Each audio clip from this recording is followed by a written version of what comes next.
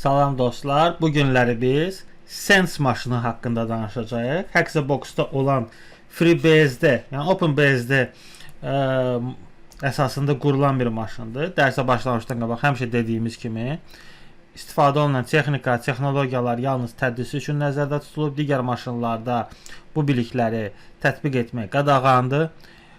Yalnız TryHackMe və Hexabox və yalnız etik kiber təhlükəsizliklə məşğul olmaq lazımdır. Deməli, bizdə burada bir IP-dir və mən artıq enumeration etdiyimə görə gəlin bu sistemdən çıxaq. Aha. Bir sistemə daxil olanda bax beləçinə username və parol verir. Başqa heç nə vermir. Yəni pfSense-dir. pfSense haqqında məlumat olanlar bilirlər nədir. Əgər yoxdursa sadəcə Google-da axtarış verib öyrənə bilərsiniz. İlk növbədə biz Nmap ilə araşdırırıq görək hansı portlar açıqdır. Açıqdır 80 443. Lighting HTTP 143. Hətta görsəniz mən onu da araşdırmışam, baxmışam görüm nə boşluqlar ola bilər, nə var bunun içində və heç bir nəticə əldə edə bilməmişəm.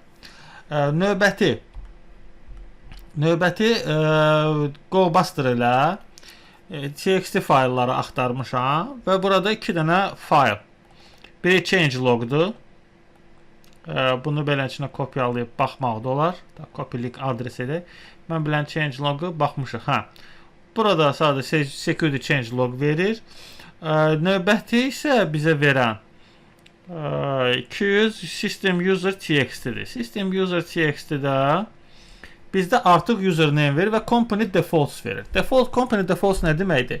Bu o deməkdir ki, sizin default parolunuz var hardasa. Yəni pfSense-in default passwordu pfSense-dir. Biz və nə edirik? Biz Rohit yazırıq. Orada yazılan kimi əvvəlcə yazaq və pfSense qoyuruq. pfSense.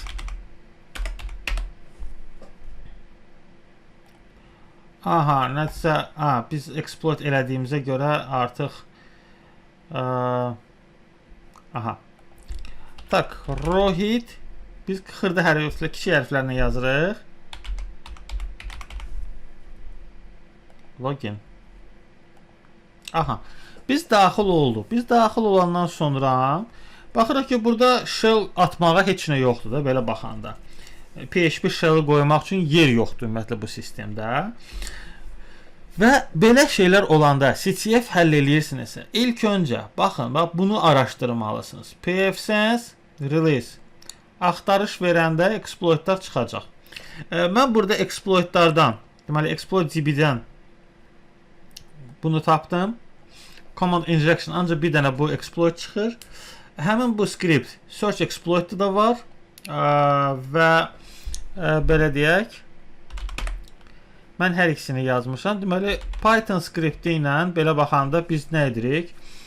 Bu Python skriptinin yəni əsası nədir? Minus help eləsə elə sırazu çıxır ki, nələr etməlisən də. Lhost, lport, username, password. Bu sırf Metasploitable-da maşında necə ediriksə, demək ki, eyni şeydir. Və biz bunu tətbiq edirik. Listenerdən. Gördüyünüz kimi burada SSL sertifikatının errorunu verir. Burada əgər siz Python-ı bilirsinizsə bunun həlli yolu var. Sadəcə mən göstərməyəcəm. Bunu siz tapa bilsəniz, mən artıq Stack Overflow.com, yəni proqramistlərin ən sevimli platformasında bu artıq var. Mən Metasploitable-a da müraciət edəcəm ki, baxım görün, bəlkə orada da həmin eyni boşluq varmı? Aha. Deməli biz nə edirik? Search edirik. Search pfSense. Düzdürmü?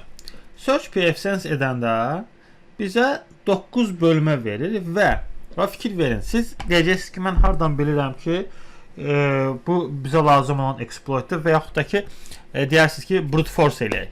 Burada ehtiyac yoxdur. Niyə? Biz birinci, bax, həmin o skriptin status error'də graph image. Baxaq görək, varmı belə bir şey? Var. Graph injection. Orada qısa formada yazıb, burada uzun formada yazıb. Deməli, nə edirik? Use 5. etdik. Options'a girək. Set lhost. Target, yəni targetimiz nədir bizim? 60. Set lhost. Bu by default'da da tune 0. Deməli bizdə nə gedir sonra? Burada deyir ki username admindir. Bizdə axı username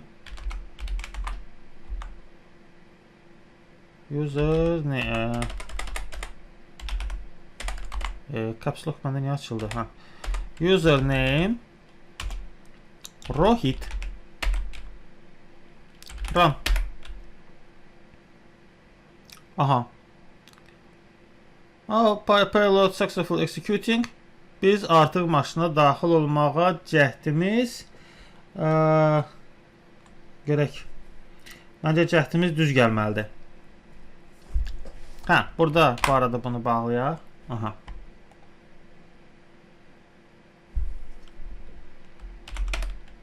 Tamamdır. Tak, who am I yazaq görək nə çıxır. Tak, shell. Aha.